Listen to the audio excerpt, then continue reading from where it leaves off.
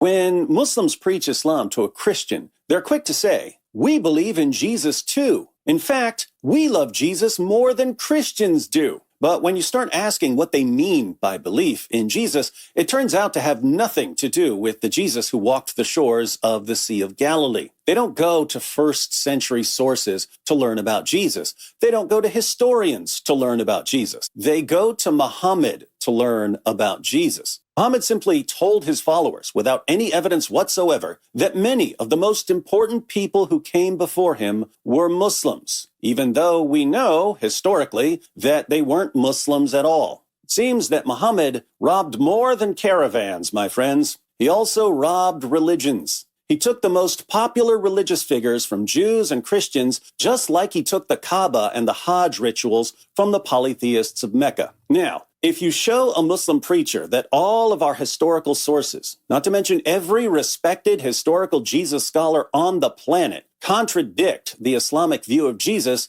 you're sure to get a thoughtful, carefully researched response. Oh, did I say thoughtful, carefully researched response? I meant you're sure to get an absurd, possibly insane conspiracy theory. Why does all of history contradict the Islamic view of Jesus?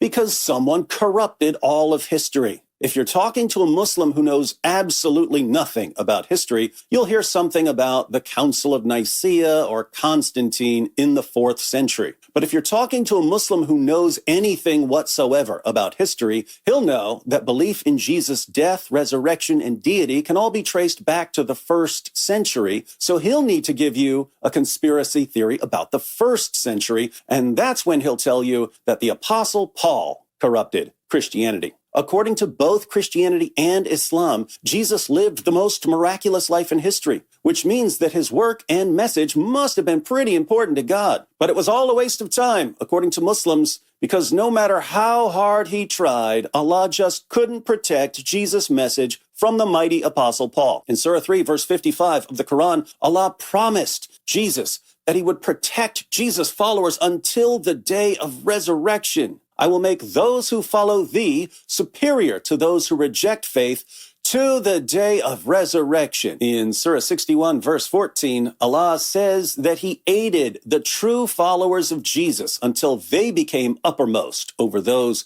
who opposed Jesus. So Allah thought he could protect Jesus' message. But according to our Muslim friends, Allah just wasn't prepared for the Apostle Paul. The Apostle Paul completely overpowered Allah, thwarted Allah's plans, and even tricked Allah into aiding the wrong followers. Poor Allah.